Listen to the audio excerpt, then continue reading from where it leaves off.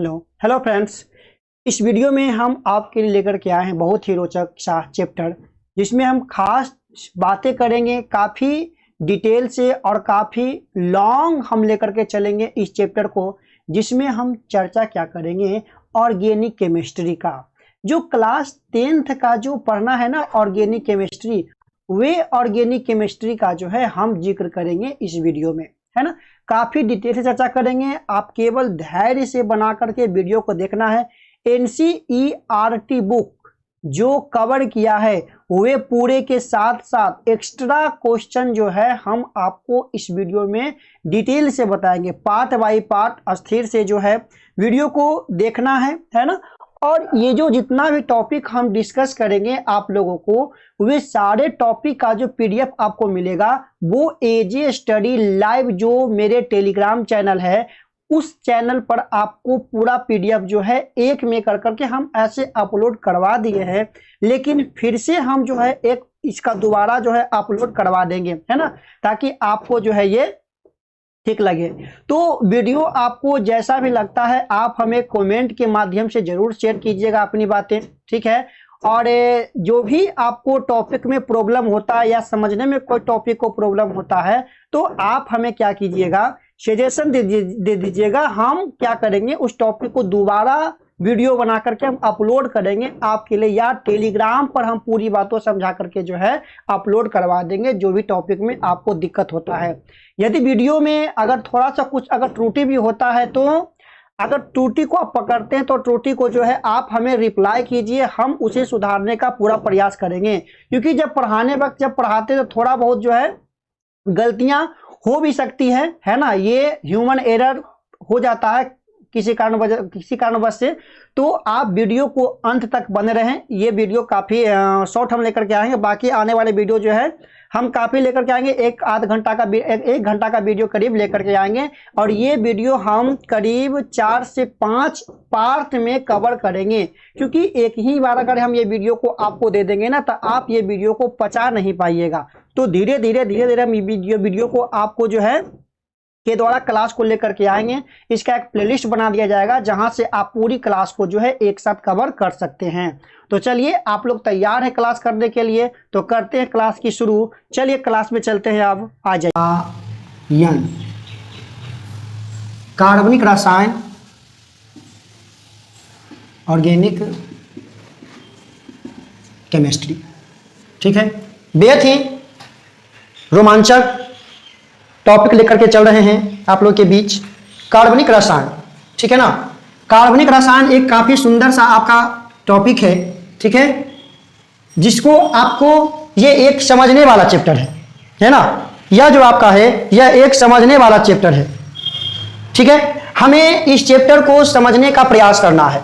आप लोग जानते हैं कि केमिस्ट्री को 2 भागों में बांटा गया है, एक कार्बनिक रसायन एक अकार्बनिक रसायन। ऑर्गेनिक केमिस्ट्री एक अनऑर्गेनिक केमिस्ट्री के रूप में जो है इसको 2 पार्ट में बांटा गया है।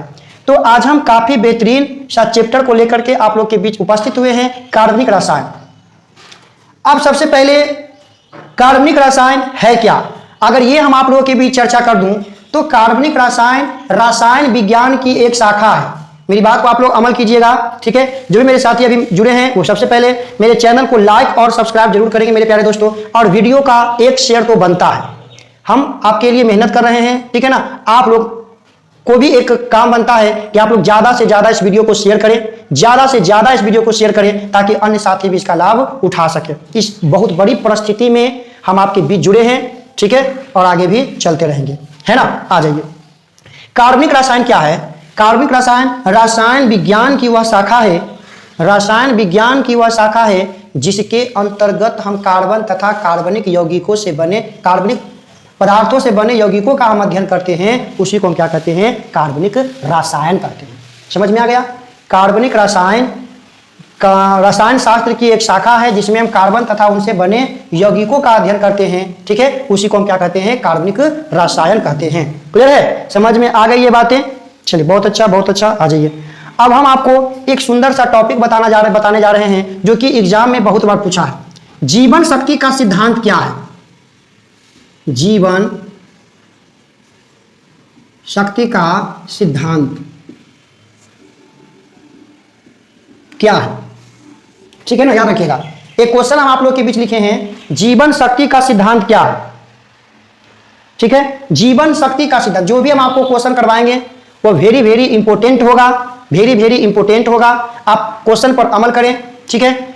जीवन शक्ति का सिद्धांत क्या है, बुक नहीं भी है आप लोगों के पास तो कोई दिक्कत नहीं है, हम आपको इस काबिल आपको बना देंगे, इस काबिल आपको सिखा देंगे, इस काबिल आपको बता देंगे कि बुक की कोई आवश्यकता ही नहीं पड़ेगा आपको। जीवन शक्ति की सिद्धांत की यदि हम आप लोगों के बीच बात कर ले तो कहता है कि पहले के वैज्ञानिकों का या पहले के लोगों का यह मान्यता था कि केवल सजीव जगत से ही हम सजीव जगत से ही जो है कार्बनिक यौगिक को प्राप्त कर सकते हैं, इसे हम प्रयोगशाला में नहीं बना सकते हैं। क्या समझा आपने?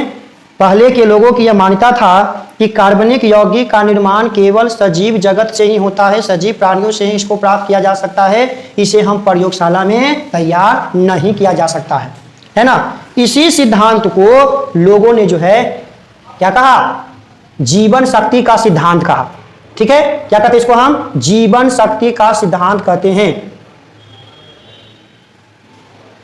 ठीक है ना। और इसका प्रतिपादन किसने किया था, तो बर्जिलियस नामक वैज्ञानिक ने।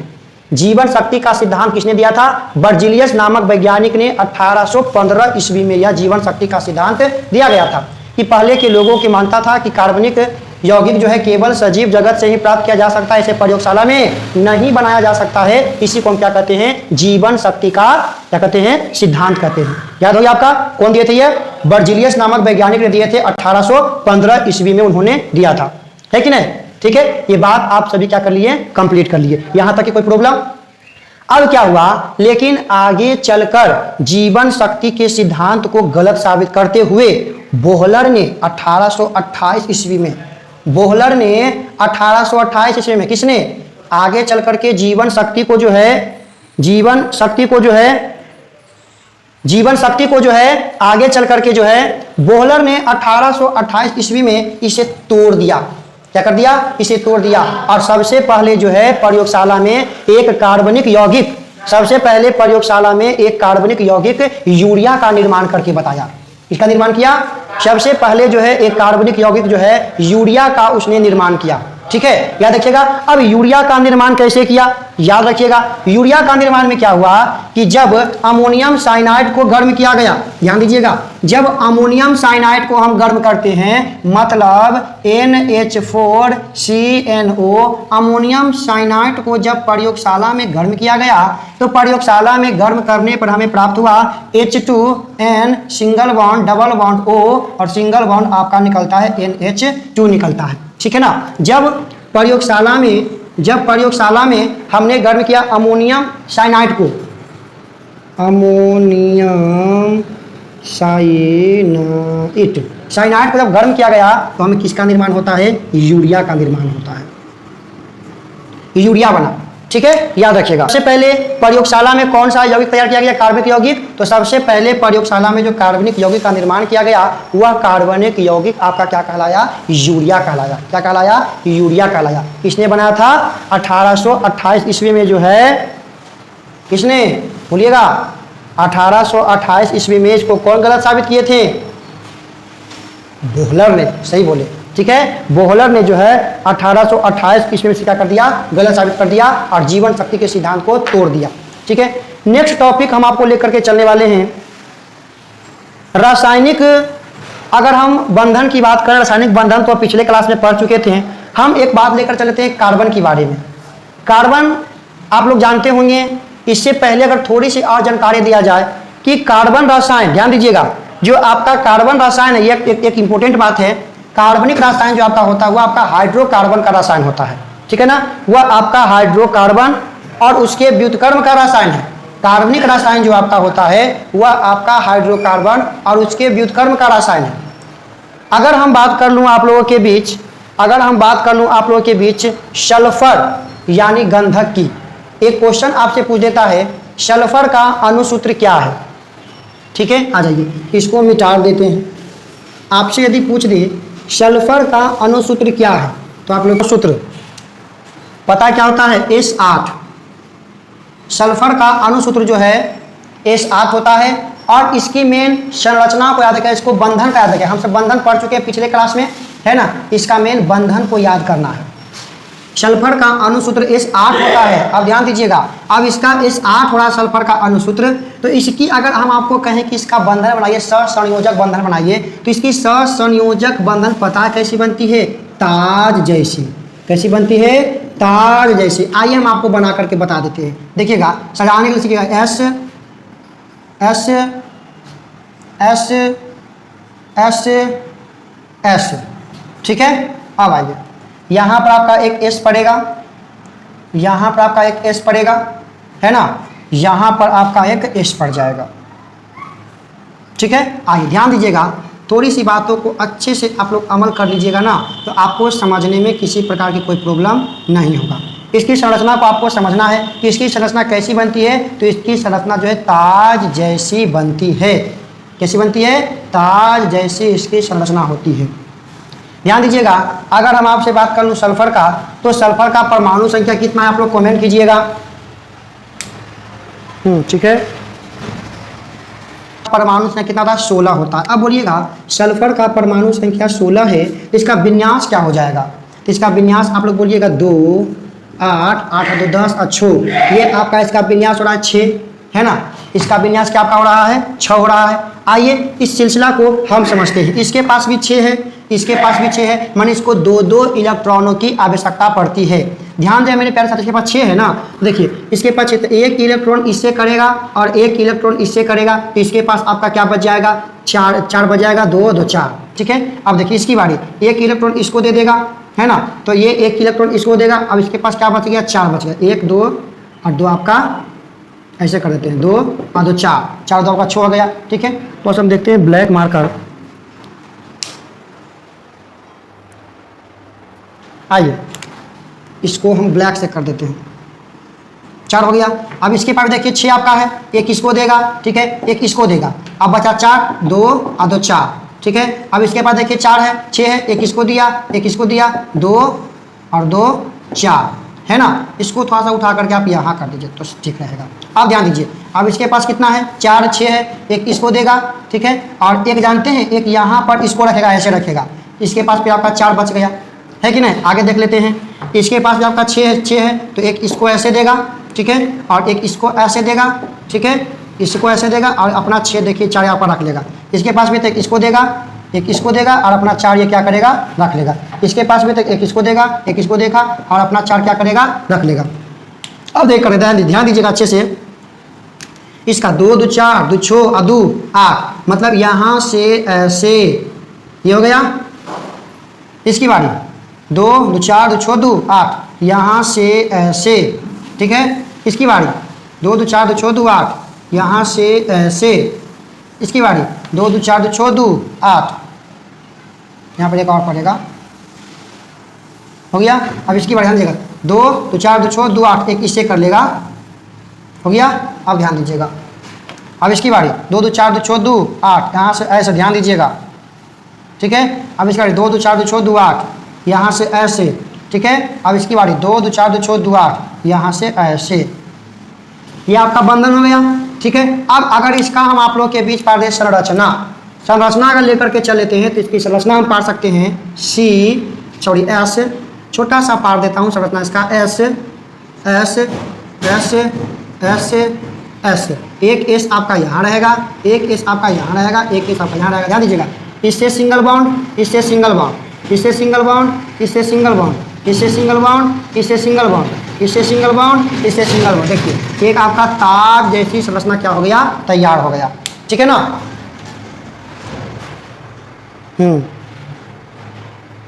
ठीक है, यह एक आपका ताज जैसी संरचना क्या हो गया? आपका हो गया, है ना। चलिए बहुत अच्छा। बॉन्डिंग आपका समय में एक इलेक्ट्रॉन है, ठीक है, ठीक है ना। चलिए, तो ये बात आपको काफी रोमांचक है, इस बात को आपको पकड़ना होगा, ठीक है। अब आइए हम आपको लेकर के चलते हैं 2 संरचना। अच्छा, आप लोग को ये पता है, अगर हम कार्बन की बात कर लें, क्योंकि चैप्टर ही आपका कार्बनिक यौगिक है, हम कार्बन की आपकी बात कर लें, तो कार्बन में आप लोग जानते हैं क्या होता है आपका? कार्बनिक यौगिक। कार्बनिक यौगिक में हम केवल हाइड्रोजन और कार्बन से बने यौगिकों का ही चर्चा कर लेते हैं। आप लोग 1 मिनट वेट कीजिएगा, थोड़ा समझ में आ रहा है। ध्यान दीजिएगा, अगर हम बात करूं आप लोगों के बीच कार्बन के अपरूप, तो कार्बन के परमाणु संख्या क्या होता है बोलिएगा? कार्बन के परमाणु संख्या क्या होता है बोलिएगा? कार्बन का परमाणु संख्या 6 होता है, ठीक है। और ध्यान दीजिए इसका विन्यास क्या होता है? 2 और 6। कार्बन का परमाणु संख्या 6, 2 और 4 इसका विन्यास होता है। और यह आपका क्या है? अधातु। कार्बन क्या है? अपवाद है। यह आपका क्या है? अधातु है। क्या है? अधातु है, ठीक है ना। यह आपका एक क्या है? अपवाद है, ठीक है। आ जाइए, ध्यान दीजिएगा मेरे प्यारे साथियों, अगर हम चर्चा करूं आप लोगों के बीच, कार्बन के 2 अपरूप होते हैं। कितने अपरूप? 2 अपरूप। कार्बन के कितने अपरूप होते हैं? तो 2 अपरूप होते हैं। एक होता है हीरा और एक होता है ग्रेफाइट। कार्बन के कितने अपरूप? 2, हीरा और ग्रेफाइट। कहिएगा सर देखो फ्लोरीन, तो उसको भी हटा दीजिए, वो बकनी फुटबॉल पढ़ेंगे, बाद में पढ़ेंगे, ठीक है। पहले ये हम समझ लेते हैं कार्बन के संरचना और बनावट को लेकर के चल लेते हैं, ठीक है ना। ध्यान दीजिएगा, कार्बन के 2 अपरूप के बारे में पढ़ेंगे, हीरा और ग्रेफाइट। ये पूर्ण रूप से जो है कार्बन का ही रूप होता है। देखिए, हीरा जो होता है सफ़ेद हीरा कहलाता है, और कोयला जो होता है वो आपका क्या कहलाता है? काला हीरा कहलाता है ना। अब ध्यान दीजिएगा, हीरा की अगर हम संरचना की बात कर लें, ठीक है, हीरा कार्बन का एक अपरूप है, ठीक है ना। हीरा कार्बन का एक अपरूप है। बहुत अच्छा, बहुत अच्छा, सभी का जवाब आ रहा है, बहुत अच्छा। ध्यान दीजिएगा, हीरा कार्बन का एक अपरूप है जो पृथ्वी पर पाए जाने वाले सबसे कठोरतम पदार्थ में से एक है। कार्बन हीरा का एक अपरूप है जो पृथ्वी पर पाए जाने वाले सबसे कठोरतम पदार्थ में से एक है। ये इसमें जो कार्बन की संरचना, ध्यान ये याद रखना आपको, हीरा में जो कार्बन की संरचना होती है, इसमें प्रत्येक कार्बन के 4 इलेक्ट्रॉन जो होते हैं वे अन्य, प्रत्येक कार्बन का जो है जो 4 इलेक्ट्रॉन जो होते हैं वे अन्य 4 कार्बनों के मिलकर के जो है एक व्यवस्थित रूप संरचना प्रदान करते हैं। इसका प्रत्येक जो 4 कार्बन के जो 4 इलेक्ट्रॉन होता है ना, वे अन्य कार्बन के चारों इलेक्ट्रॉन से जुड़ करके एक सहसंयोजक बंधन का निर्माण करता है। मतलब इसमें क्या होता है कि इसमें जब चारों इलेक्ट्रॉन आपस में जुड़ता है तो जुड़ने के बाद पता है एक त्रिविमीय क्या बनाता है? एक त्रिविमीय आकृति का निर्माण कर लेता है, ठीक है, जिसके कारण इसमें एक भी इलेक्ट्रॉन मुक्त रूप में नहीं पाया जाता है। फलतः वो जानते हैं क्या होता है? वह विद्युत के कुचालक हो जाता है। हीरा विद्युत का सुचालक नहीं है। ये त्रिविमीय रूप से जो इसका प्रत्येक कार्बन 4 अन्य कार्बन परमाणुओं से जुड़े होते हैं, प्रत्येक कार्बन इसके 4 अन्य कार्बन परमाणुओं से जुड़े होते हैं, ठीक है ना।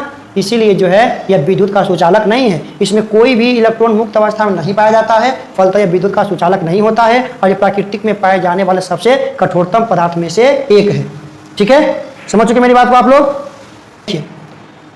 कार्बन का निर्माण पता है कि जीव जंतुओं से ही हुआ है। मंटू जी का क्वेश्चन है, कार्बन का अपरूप क्यों होता है?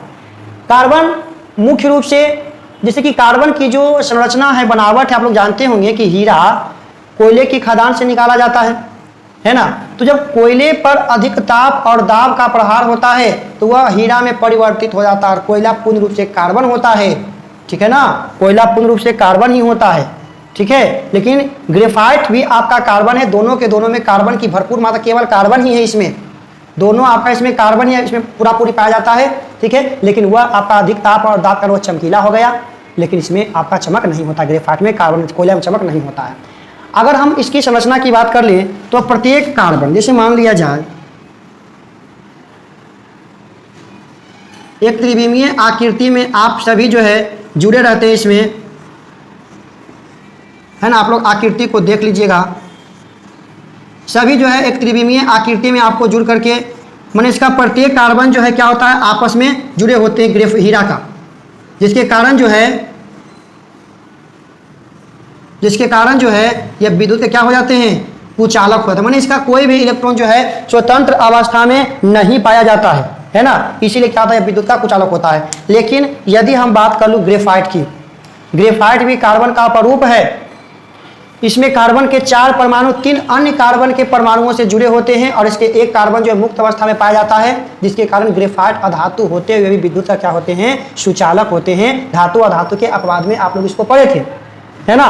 धातु अधातु के अपवाद में इसको आप लोग अच्छे से कंप्लीट किए थे, अच्छे से इसको पढ़े थे, ठीक है। तो ये बात को आप लोग अच्छे से अमल कर लीजिएगा। इसकी जो संरचना होती है, बनावट होती है, वह आपका चतुष्फलकीय होता है। याद रखिए, इसका त्रिविमीय होता है, उसका चतुष्फलकीय होता है, ठीक है ना। उसमें एक इलेक्ट्रॉन जो है आपस में आपका स्वतंत्र हो जाता है, याद रखिएगा।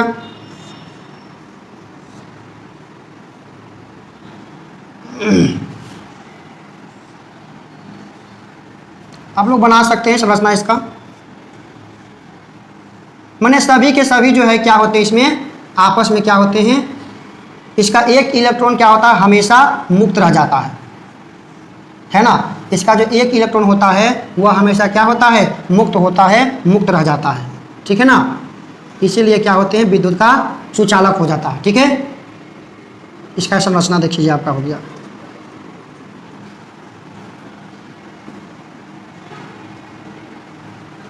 क्लियर है, ठीक है। ये विद्युत का सुचालक इसीलिए होता है क्योंकि इसका एक इलेक्ट्रॉन क्या होता है, मुक्त होता है, इसीलिए विद्युत का सुचालक होता है, ठीक है। आ जाइए, फ्लोरीन की अगर हम बात कर लें आप लोगों के बीच, अभी आप लोग फ्लोरीन की चर्चा कर रहे थे, अगर हम फ्लोरीन की बात कर लें आप लोगों के बीच, तो कहता है कि कार्बन का एक अन्य अशुद्ध शुद्ध रूप भी होता है जो फ्लोरीन कहलाता है। इसकी अगर हम अणुसूत्र की बात कर लें फ्लोरीन की, तो 6 कितना होता है, 60 होता है। फ्लोरीन की अगर हम अणुसूत्र की बात कर लें तो वह आपका सी क्या होता है, सी उसमें 60 होता है। फ्लोरीन का अणुसूत्र ये आपका होता है, ठीक है ना। और इसकी आकृति कैसी होती है, बकमी फुटबॉल की तरह।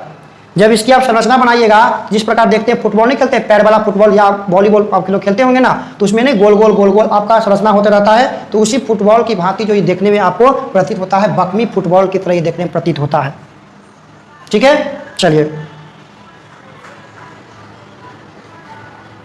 बहुत अच्छा है ना, तो बहुत अच्छा। अब आगे आपको पढ़ना है कार्बनिक यौगिक को किन किन सूत्रों से निरूपित किया जाता है। कार्बनिक यौगिक को किन किन सूत्रों से निरूपित किया जाता है। आइए एक टॉपिक को लेकर के चल लेते हैं आप लोगों के बीच, याद रखिएगा।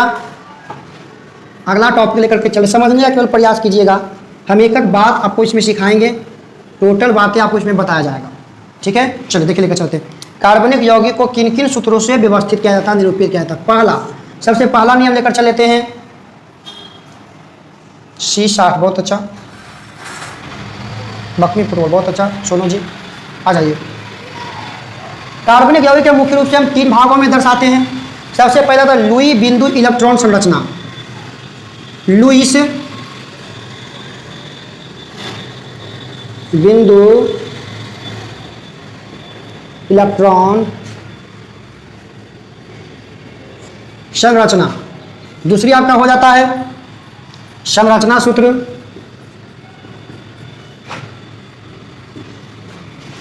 तीसरा आपका होता है त्रिविमीय सूत्र।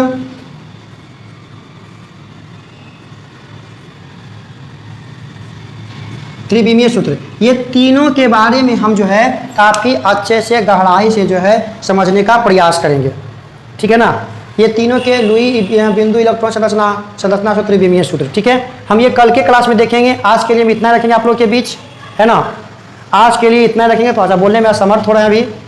आज के लिए हम इतना ही रखेंगे। कल के क्लास में जो है हम आप लोगों को बीच इसी तीनों के बारे में चर्चा करेंगे, ठीक है। तो दीजिए हमें इजाज़त मेरे प्यारे